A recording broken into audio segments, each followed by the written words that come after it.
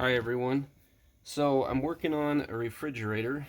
So it's almost a brand new refrigerator by LG.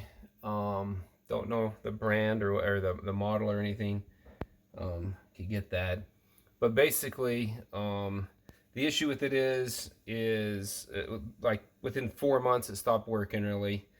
It still works, still cools, but it doesn't freeze. So the freezer part's not is not cooling. The compressor itself, you can feel, is getting pretty warm. Basically, it's low refrigerant on it.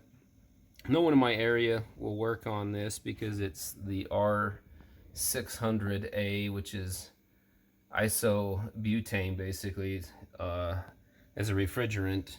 And so there's no one qualified. I ended up working with LG to get this because it was under warranty. Within like 4 months, it stopped, producing ice because it's not getting cold enough in the freezer part.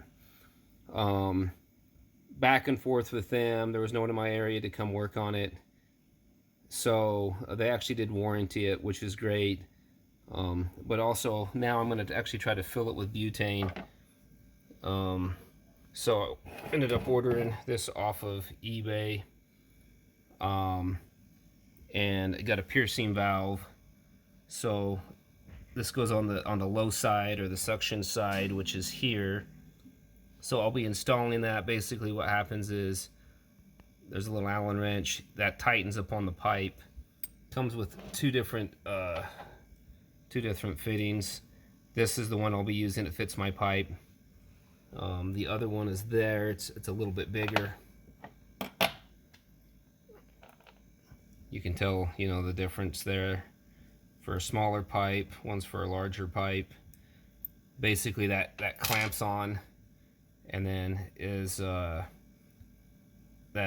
Allen wrench. You turn that it basically pierces the pipe, and when it pierces it, it closes it, and then when you back that off, that hole basically acts as a way to insert more Freon or butane or whatever your refrigerator calls for. So yeah, let me get that installed. I'll be installing that. You need it into a spot where you can actually access it, because that's how you're gonna fill it with butane.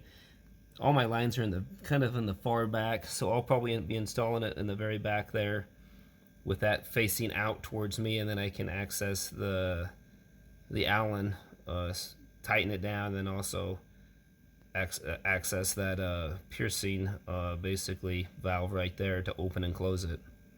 Okay, yeah, we'll go from there.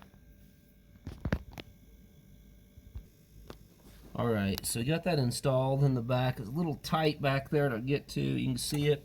One thing I don't know if I neglected to mention, but you want to make sure that valve is all the way open, so the needle isn't sticking out into the pipe when you install it. And then what we'll do is we'll actually hook this fitting up to that fitting, get it all ready, and then we'll actually shut the valve, which will pierce the pipe. And then when we're ready, we'll actually back that out so that hole will be exposed, and then we can add the butane or the R600 into the system. I couldn't get the right fitting. Let me see if I can pop this off. Can't get the right fitting for that. So we're just going to use one of these can piercers. Pierce it basically, and then we can come off of the fitting right there to make it work. So let me get that hooked up, get the can pierced with that, get everything hooked up, and then we can slowly add some butane to this. Yeah, so you want to be on the low side or the suction side of the system. Okay, we'll go from there. Alright, so we got everything hooked up. That hooked up, that valve's off. Actually, that valve is off as well. Got the can pierced, got that hooked up, that valve is off as well.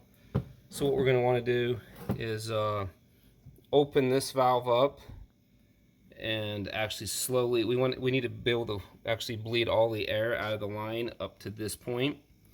So we'll open this up. We need actually the vapor, so you want that can standing up to you because you want the vapor. And then we want to slowly, okay, right there. So that's purged all the air out of the line up to that point. And then we're gonna have to do the same thing with this. I'll probably turn it off so I can use both hands. But we'll open that. We'll actually pierce the line by turning the Allen wrench in and then backing it off. Open that up, and we'll actually bleed the line off as well, like I did the other one with that, to purge all the air out. And then we can slowly add the R600 to it. So, yep, we'll go from there. All right, so I've got that piercing valve. I tightened it up and then backed it off. Open this up. I'm actually bled it off there a little bit to get the air out. And now I'm slowly just barely bumping it, basically. Adding a little bit more.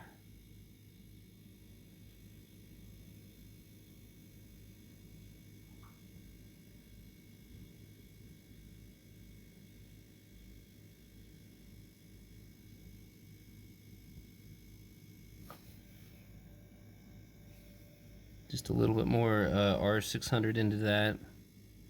We'll bump it again, just slowly add more.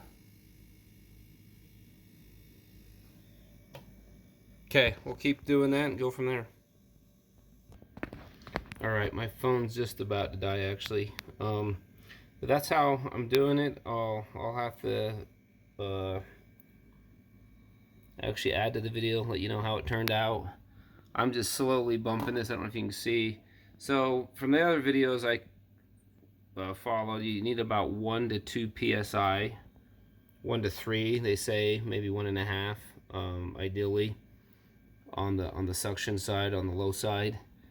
This gauge is probably not designed to really go that low, and it's for a different refrigerant, the R600a or 410a.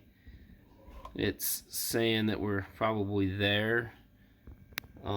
Like I said, I'm not exactly sure. When we started off, I think it was a little bit on the high side. I mean, it was already kind of in the blue anyway, so well, yeah, I'll edit this video and let you know how it turned out, if it worked or not. Alright, it's actually the next day in the morning.